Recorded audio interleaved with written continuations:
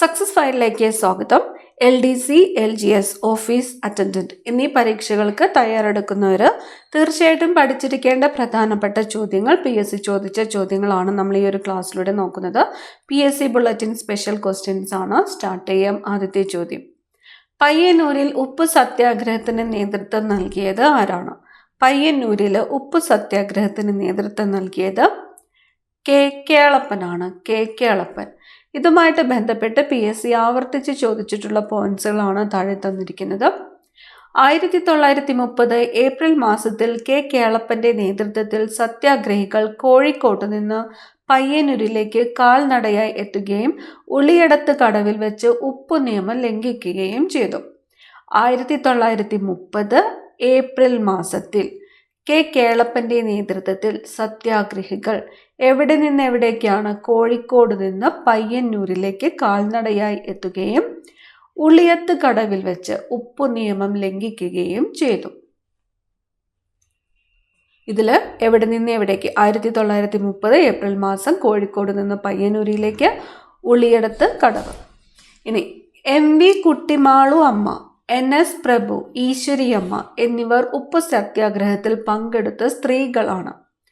MV Kuttimalu അമ്മ, NS പ്രഭു, ഈശ്വരിയമ്മ എന്നിവർ ഉപ്പ് സത്യാഗ്രഹത്തിൽ പങ്കെടുത്ത സ്ത്രീകളിൽ പ്രമുഖരാണ്. ടെറ്റസ്, C കൃഷ്ണൻ നായർ, രാഘവ പൊതുവാൾ, ശങ്കർജി എന്നിവർ ഗാന്ധിജിയോടൊപ്പം ദണ്ഡി മാർച്ചിൽ പങ്കെടുത്ത മലയാളികളാണ്. ഗാന്ധിജിയോടൊപ്പം ദണ്ഡി മാർച്ചിൽ പങ്കെടുത്ത മലയാളികൾ ആരൊക്കെയാണ്? ടൈറ്റസ്, C കൃഷ്ണൻ നായർ, രാഘവ പൊതുവാൾ, ശങ്കർജി എന്നിവർ. ആരൊക്കെയാണ്? ടൈറ്റസ്, C കൃഷ്ണൻ നായർ, രാഘവ പൊതുവാൾ, ശങ്കർജി എന്നിവർ ഗാന്ധിജിയോടൊപ്പം ദണ്ഡി മാർച്ചിൽ പങ്കെടുത്ത മലയാളികളാണ്. സിവിൽ നിയമലംഘനത്തിന്റെ ഭാഗമായി ഗാന്ധിജിയും 78 അനുയായികളും 1930 മാർച്ച് 12 സബർമതിയിൽ നിന്നും ദണ്ഡി മാർച്ചിന് ആരംഭം കുറിച്ചു. എന്തിൻ്റെ ഭാഗമായിട്ടാണ്? സിവിൽ നിയമലംഘനത്തിന്റെ ഭാഗമായിട്ടാണ്. സിവിൽ നിയമലംഘനത്തിന്റെ ഭാഗമായിട്ട് ഗാന്ധിജിയും എത്ര അനുയായികളാണ് ഉണ്ടായിരുന്നത്? 78 അനുയായികളും. എവിടെ നിന്നാണ് ദണ്ഡി മാർച്ചിന് ആരംഭം കുറിച്ചത്? സബർമതിയിൽ നിന്നുമാണ്. സബർമതി എന്നാണ് 1930 മാർച്ച് 12. സിവിൽ നിയമലംഘനത്തിന്റെ ഭാഗം ഗാന്ധിജിയും 78 അനുയായികളും 1930 മാർച്ച് 12 എവിടെ നിന്നുമാണ്? സബർമതിയിൽ നിന്നുമാണ്. സിവിൽ നിയമലംഘന സമരം നടത്തുന്നതിനുള്ള പരിപാടികൾ ആസൂത്രണം ചെയ്യുന്നതിന് ഗാന്ധിജിയെ ചുമതലപ്പെടുത്തിയത് 1929 ലാഹോർ കോൺഗ്രസ് സമ്മേളനത്തിൽ വെച്ചാണ്. ഇപ്പൊ സിവിൽ നിയമലംഘന സമരം നടത്തുന്നതിനുള്ള പരിപാടികൾ ആസൂത്രണം ചെയ്യുന്നതിന് ഗാന്ധിജിയെ ചുമതലപ്പെടുത്തിയ കോൺഗ്രസ് സമ്മേളനം ഏതാണ്? 1929 ലാഹോർ കോൺഗ്രസ് സമ്മേളനമാണ്. 1930 ജനുവരി 26 പൂർണ്ണ സ്വാതന്ത്ര്യ ദിനമായി ആഘോഷിക്കാൻ തീരുമാനിച്ചത് ലാഹോർ കോൺഗ്രസ് സമ്മേളനത്തിൽ വെച്ചാണ്. എന്നാണ് 1930 ജനുവരി 26 പൂർണ്ണ സ്വാതന്ത്ര്യ ദിനമായിട്ട് ആഘോഷിക്കാനായിട്ട് തീരുമാനിച്ച കോൺഗ്രസ് സമ്മേളനം ഏത് എന്ന് ചോദിച്ചാൽ ഏതാണ്? ലാഹോർ കോൺഗ്രസ് സമ്മേളനമാണ്. ലാഹോർ കോൺഗ്രസ് സമ്മേളനം. ഇന്ത്യയുടെ വടക്കു പടിഞ്ഞാറൻ അതിർത്തിയിൽ ഖാൻ അബ്ദുൾ ഗാഫർ ഖാന്റെ നേതൃത്വത്തിൽ ഖുദായ് ഖിദ്മത് ഗാർഡ് ദൈവസേവകർ എന്ന പേരിൽ സംഘടനയുണ്ടാക്കുകയും സിവിൽ നിയമലംഘന സമരത്തിൽ പങ്കെടുക്കുകയും ചെയ്തു. ഇന്ത്യയുടെ വടക്കു പടിഞ്ഞാറൻ അതിർത്തിയിൽ നേതൃത്വം കൊടുത്തത് ആരാണ്? ഖാൻ അബ്ദുൾ ഗാഫർ ഖാനാണ്. ഖാൻ അബ്ദുൾ ഗാഫർ ഖാൻ. ഖുദായ് ഖിദ്മത് ഗാർഡ് എന്ന സംഘടന ആരുടേതാണ്? ഖാൻ അബ്ദുൾ ഗാഫർ ഖാന്റേതാണ്. ഖുദായ് ഖിദ്മത് ഗാർഡ് സംഘടനയുണ്ടാക്കുകയും സിവിൽ നിയമലംഘന സമരത്തിൽ പങ്കെടുക്കുകയും ചെയ്തു. അതിർത്തി ഗാന്ധി എന്നറിയപ്പെടുന്നത് ആരാണ്? അതിർത്തി ഗാന്ധി എന്നറിയപ്പെടുന്നത് ഖാൻ അബ്ദുൾ ഗാഫർ ഖാനാണ്. സ്ഥിരം വരുന്നൊരു ചോദ്യമാണ്. അതിർത്തി ഗാന്ധി ആരാണ്? ഖാൻ അബ്ദുൾ ഗാഫർ ഖാനാണ്.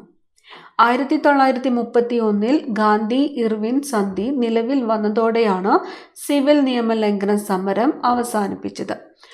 സിവിൽ നിയമലംഘന സമരം അവസാനിപ്പിച്ചത് ഏത് ഉടമ്പടി പ്രകാരമാണ്?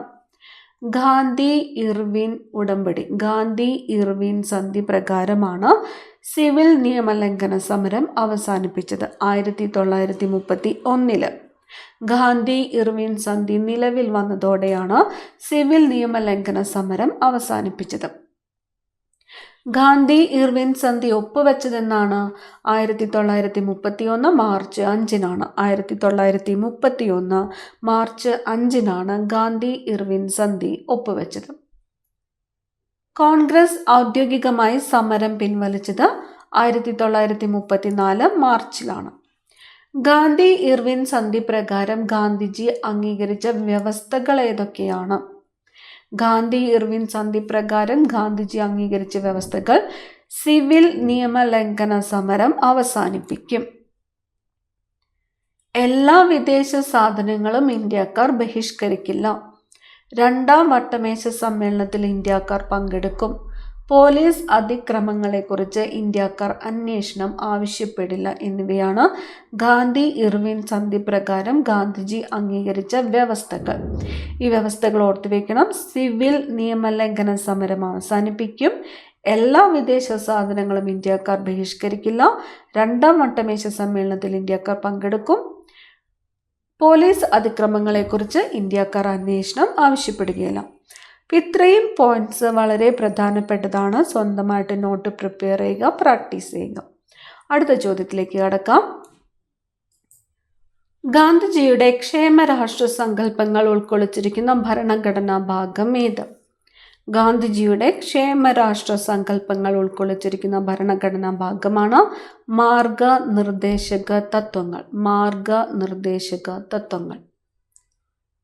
ക്ഷേമരാഷ്ട്രം സൃഷ്ടിക്കുന്നതിന് സഹായകമാകുന്ന സാമൂഹിക, സാമ്പത്തിക, രാഷ്ട്രീയ പരിപാടികളാണ് നിർദ്ദേശക തത്വങ്ങളിൽ ഉൾക്കൊള്ളിച്ചിട്ടുള്ളത്. ഒരു ക്ഷേമരാഷ്ട്രം സൃഷ്ടിക്കുന്നതിന് സഹായകമാകുന്ന സാമൂഹിക, സാമ്പത്തിക, രാഷ്ട്രീയ പരിപാടികളാണ് നിർദ്ദേശക തത്വങ്ങളിൽ ഉൾക്കൊള്ളിച്ചിട്ടുള്ളത്. ഭരണഘടനയിൽ ഭാഗം 4 നിർദ്ദേശക തത്വങ്ങൾ ഉൾപ്പെടുത്തിയിരിക്കുന്നു. നിർദ്ദേശക തത്വങ്ങൾ ഉൾപ്പെടുത്തിയിരിക്കുന്നത് ഏതാണ്? ഭരണഘടനയിൽ ഭാഗം 4-ലാണ്. നിർദ്ദേശക തത്വങ്ങൾ ഇന്ത്യൻ ഭരണഘടന കടം കൊണ്ടിരിക്കുന്നത് അയർലൻഡിൽ നിന്നുമാണ്. നിർദ്ദേശക തത്വങ്ങൾ ഇന്ത്യൻ ഭരണഘടന കടം കൊണ്ടിരിക്കുന്നത് ഏത് രാജ്യത്തിൽ നിന്നുമാണ്? അയർലൻഡിൽ നിന്നുമാണ്. നിർദ്ദേശക തത്വങ്ങൾ സംരക്ഷിച്ചു കിട്ടുന്നതിന് കോടതിയെ സമീപിക്കാൻ കഴിയില്ല. ഇത് പ്രത്യേകം നോട്ട് ചെയ്ത് വെക്കുക. നിർദ്ദേശക തത്വങ്ങൾ സംരക്ഷിച്ചു കിട്ടുന്നതിന് കോടതിയെ സമീപിക്കാൻ കഴിയില്ല. നിർദ്ദേശക തത്വങ്ങളിൽ ഉൾപ്പെടുത്തിയിട്ടുള്ള ഗാന്ധിജിയുടെ ആശയങ്ങളിൽ ചിലത് ലഹരി വസ്തുക്കളുടെ നിരോധനം, ഗ്രാമപഞ്ചായത്ത് സംഘടിപ്പിക്കൽ, കുടിൽ വ്യവസായം പ്രോത്സാഹിപ്പിക്കൽ എന്നിവ നിർദ്ദേശക തത്വങ്ങളിൽ ഉൾപ്പെട്ടിട്ടുള്ള ഗാന്ധിജിയുടെ ആശയങ്ങളിൽ ചിലത് മാത്രമാണ്. നിർദ്ദേശക തത്വങ്ങളിൽ ഉൾപ്പെടുത്തിയിട്ടുള്ള ചില ഇനങ്ങളാണ്: സ്ത്രീക്കും പുരുഷനും തുല്യ ജോലിക്ക് തുല്യ വേതനം, അന്താരാഷ്ട്ര സമാധാനവും സുരക്ഷിതത്വവും ഉറപ്പുവരുത്തൽ, സൗജന്യ നിയമസഹായം, പട്ടികജാതി പട്ടികവർഗ വിഭാഗങ്ങളുടെ വിദ്യാഭ്യാസ സാമ്പത്തിക താൽപ്പര്യങ്ങൾ സംരക്ഷിക്കൽ തുടങ്ങിയവ. ഏതൊക്കെയാണ്? സ്ത്രീക്കും പുരുഷനും തുല്യ ജോലിക്ക് തുല്യ വേതനം, അന്താരാഷ്ട്ര സമാധാനവും സുരക്ഷിതത്വവും ഉറപ്പുവരുത്തൽ, സൗജന്യ നിയമസഹായം, പട്ടികജാതി പട്ടികവർഗ വിഭാഗങ്ങളുടെ വിദ്യാഭ്യാസ സാമ്പത്തിക താൽപ്പര്യങ്ങൾ സംരക്ഷിക്കൽ തുടങ്ങിയവ. ഭരണഘടനയിൽ ഭാഗം 3-ൽ മൗലിക അവകാശങ്ങൾ ഉൾപ്പെടുത്തിയിരിക്കുന്നു. മൗലിക അവകാശങ്ങൾ ഏത് ഭാഗത്താണ്? ഭാഗം 3-ലാണ്. സ്വാതന്ത്ര്യ സമരം ലക്ഷ്യം വെച്ചതും 1928-ലെ നെഹ്റു കമ്മിറ്റി റിപ്പോർട്ട് നിർദ്ദേശിച്ചതുമായ അവകാശങ്ങൾ അടിസ്ഥാനമാക്കിയാണ് ഭരണഘടനാ നിർമ്മാതാക്കൾ മൗലിക അവകാശങ്ങൾ തയ്യാറാക്കിയത്. മൗലിക അവകാശങ്ങൾ ഇന്ത്യൻ ഭരണഘടന കടം കൊണ്ടിരിക്കുന്നത് അമേരിക്കയിൽ നിന്നുമാണ്. മൗലിക അവകാശങ്ങൾ ഇന്ത്യൻ ഭരണഘടന കടം കൊണ്ടിരിക്കുന്നത് ഏത് രാജ്യത്തു നിന്നുമാണ്? അമേരിക്കയാണ്. തൊട്ടുകൂടായ്മ നിർത്തലാക്കൽ, സ്ഥാനപ്പേരുകൾ നിർത്തലാക്കൽ തുടങ്ങിയവ മൗലിക അവകാശങ്ങളിൽ സമത്വത്തിനുള്ള അവകാശങ്ങളിൽ ഉൾപ്പെടുത്തിയിരിക്കുന്നു. തൊട്ടുകൂടായ്മ നിർത്തലാക്കൽ ഏത് മൗലികാവകാശത്തിലാണ്? സമത്വത്തിനുള്ള അവകാശത്തിൽ ഉൾപ്പെടുത്തിയിരിക്കുന്നത്. അതുപോലെ സ്ഥാനപ്പേരുകൾ നിർത്തലാക്കൽ ഏതിലാണ്? സമത്വത്തിനുള്ള അവകാശങ്ങളിലാണ് ഉൾപ്പെടുത്തിയിരിക്കുന്നത്.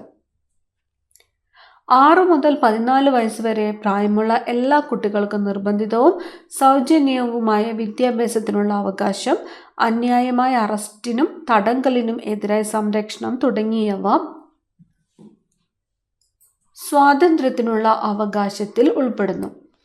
അപ്പം 6 മുതൽ 14 വരെ പ്രായമുള്ള എല്ലാ കുട്ടികൾക്കും നിർബന്ധിതവും സൗജന്യമായ വിദ്യാഭ്യാസത്തിനുള്ള അവകാശം ഏത് അവകാശത്തിലാണ് വരുന്നത്? സ്വാതന്ത്ര്യത്തിനുള്ള അവകാശത്തിലാണ് വരുന്നത്. അതുപോലെ അന്യായമായ അറസ്റ്റിനും തടങ്കലിനും എതിരായ സംരക്ഷണം തുടങ്ങിയവ ഏതിലാണ് വരുന്നത്? മൗലിക സ്വാതന്ത്ര്യത്തിനുള്ള അവകാശത്തിൽ ഉൾപ്പെടുത്തിയിരിക്കുന്നു. ഭരണഘടന അനുസരിച്ച് നിയമാനുസൃത നടപടിയിലൂടെയല്ലാതെ ഒരു വ്യക്തിയുടെയോ ജീവനോ സ്വാതന്ത്ര്യമോ ഹനിക്കപ്പെടരുത്.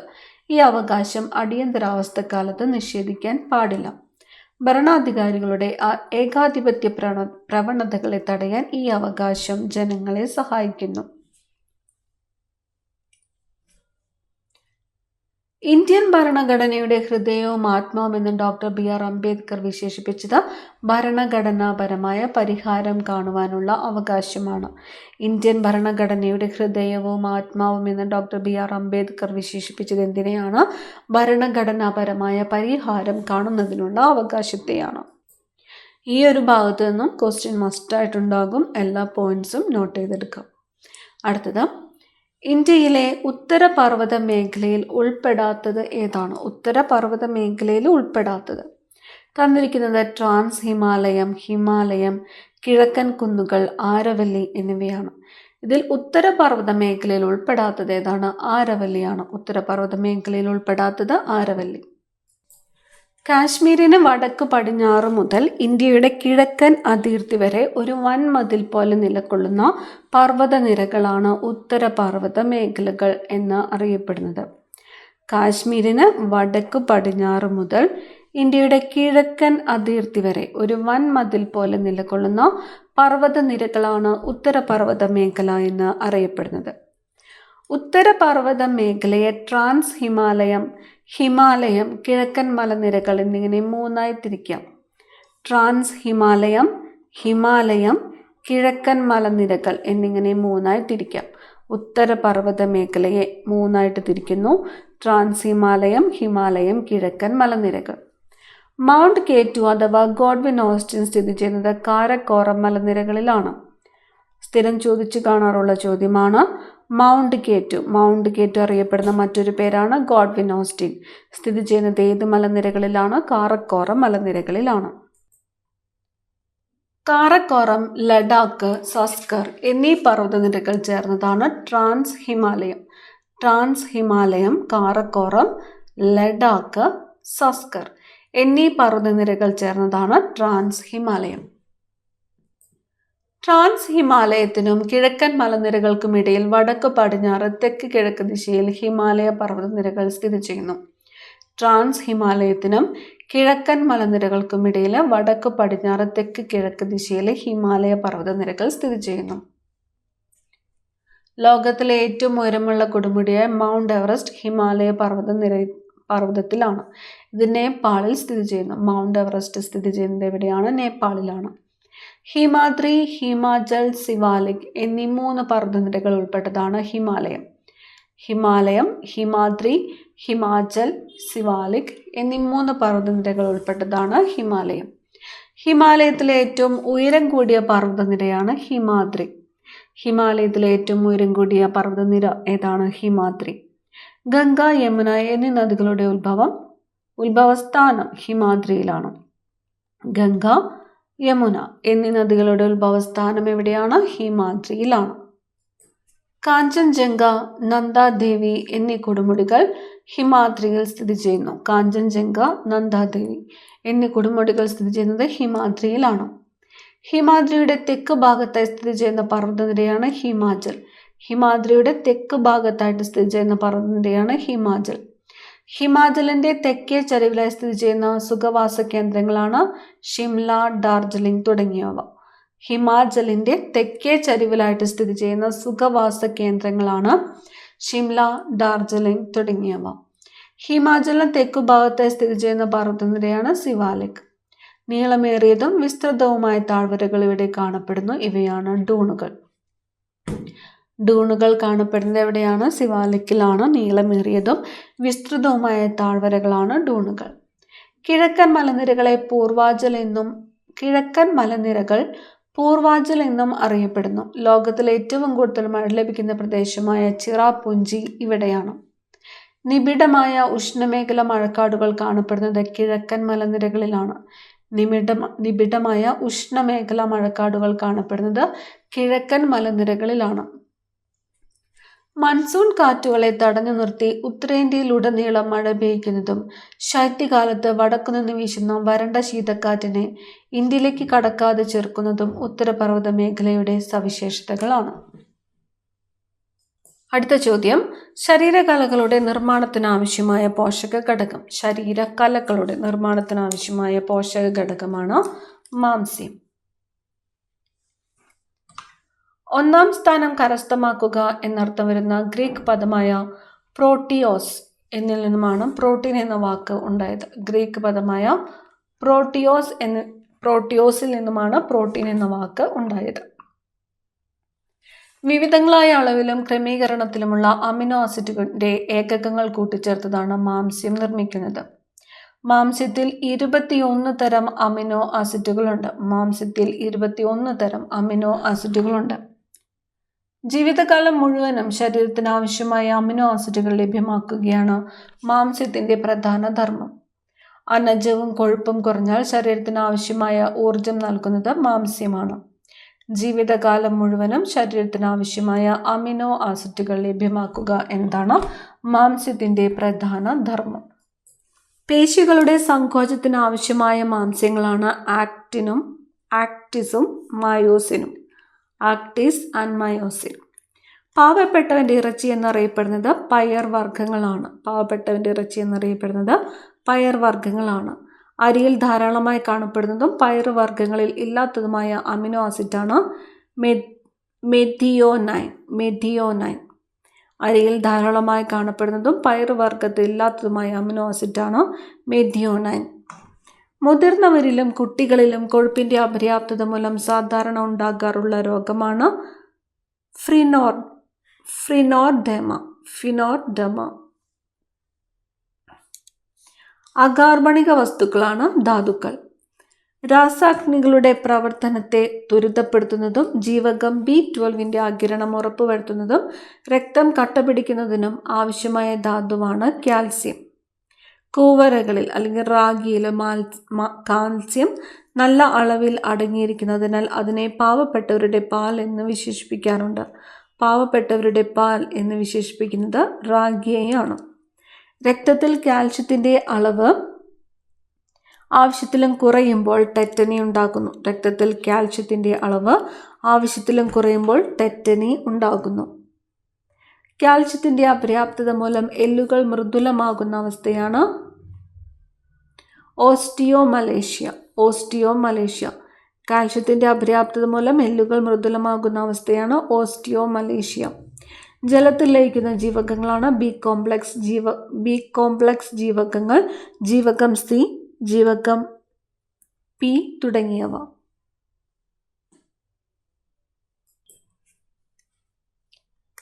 തയാമിന്റെ കുറവ് മൂലമുണ്ടാകുന്ന രോഗമാണ് ബെറിബെറി. B1 അല്ലെങ്കിൽ തയാമിന്റെ കുറവ് മൂലമുണ്ടാകുന്ന രോഗമാണ് ബെറിബെറി. നാവിന്റെ വീക്കത്തിന് കാരണവും നോർമോസെറ്റിക് അനീമിയ രോഗാവസ്ഥയ്ക്ക് കാരണവും റൈബോഫ്ലാവിൻ ജീവകത്തിന്റെ അപര്യാപ്തതയാണ്. B2 നാവിന്റെ വീക്കത്തിന് കാരണവും നോർമോസൈറ്റിക് അനീമിയ രോഗത്തിന് കാരണവും റൈബോഫ്ലാവിൻ ജീവകം B2 അപര്യാപ്തതയാണ്. ഗർഭകാലത്ത് ഫോളിക് ആസിഡ് കുറഞ്ഞാൽ കുഞ്ഞിന് നാഡീസംബന്ധമായ രോഗങ്ങൾ ഉണ്ടാകുന്നതിന് കാരണമാകുന്നു. രോഗപ്രതിരോധ ശേഷി കുറയുന്നു. ജീവകം എയുടെ കുറവ് മൂലം ഉണ്ടാകുന്ന രോഗം നിശാന്തത. ജീവകം എ. രക്തം കട്ടപിടിക്കുന്ന പ്രവർത്തനത്തിൽ നിർണായക പങ്ക് വഹിക്കുകയും രക്തസ്രാവത്തെ പ്രതിരോധിക്കുകയും ചെയ്യുന്ന ജീവകമാണ് ജീവകം കെ. അടുത്ത ചോദ്യം, താഴെ പറയുന്നവയിൽ ശ്രീനാരായണ ഗുരുവിൻ്റെ കൃതി അല്ലാത്തത് ഏത്? ഓപ്ഷൻ ബി ആണ് ഉത്തരം. പ്രാചീന മലയാളമാണ് ശ്രീനാരായണ ഗുരുവിൻ്റെ കൃതി അല്ലാത്തത്. വേദാന്ത സൂത്രം, നിർവൃതി പഞ്ചകം, അദ്വൈത ദീപിക, ബ്രഹ്മവിദ്യ പഞ്ചകം, ജാതി നിർണയം, സദാചാരം, ആത്മവിലാസം തുടങ്ങിയവ ശ്രീനാരായണ ഗുരുവിൻ്റെ കൃതികൾ ആണ്. ശ്രീനാരായണ ഗുരു രചിച്ച തമിഴ് കൃതിയാണ് തേവാര പതികങ്ങൾ. ഉൽപ്പതിഷ്ണു എന്ന വാക്കിനർത്ഥം കാലദേശാദികൾക്ക് അനുയോജ്യമായ പരിഷ്കാരം വേണമെന്ന് ആശയുള്ളവർ. ഉൽപ്പതിഷ്ണു എന്ന വാക്കിനർത്ഥം കാലദേശാദികൾക്ക് അനുയോജ്യമായ പരിഷ്കാരം വേണമെന്ന് ആശയുള്ളവൻ. അദ്വൈതം എന്നാൽ രണ്ടല്ല ഒന്നാണ് എന്ന അവസ്ഥ. അദ്വൈതം എന്നാൽ രണ്ടല്ല ഒന്നാണ് എന്ന അവസ്ഥ. ചട്ടമ്പി സ്വാമികളുടെ കൃതിയാണ് പ്രാചീന മലയാളം.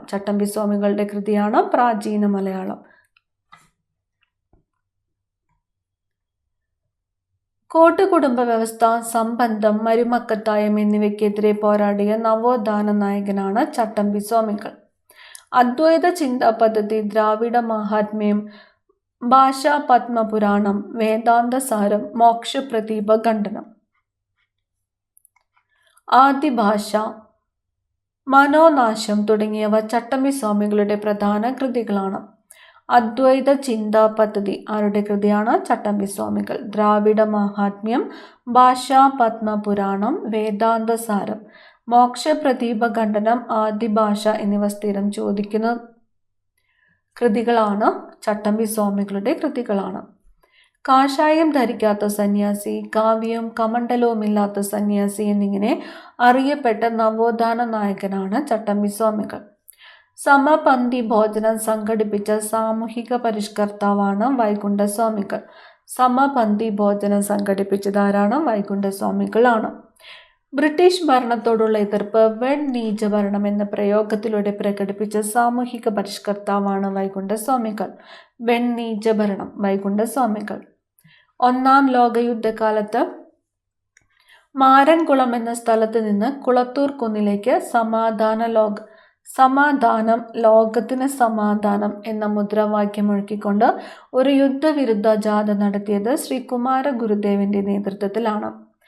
ഒന്നാം ലോക യുദ്ധക്കാലത്ത് മാരൻകുളം എന്ന സ്ഥലത്ത് നിന്ന് കുളത്തൂർ കുന്നിലേക്ക് സമാധാനം, ലോകത്തിന് സമാധാനം എന്ന മുദ്രാവാക്യം മുഴക്കിക്കൊണ്ട് ഒരു യുദ്ധവിരുദ്ധ ജാഥ നടത്തിയത് ആരുടെ നേതൃത്വത്തിലാണ്?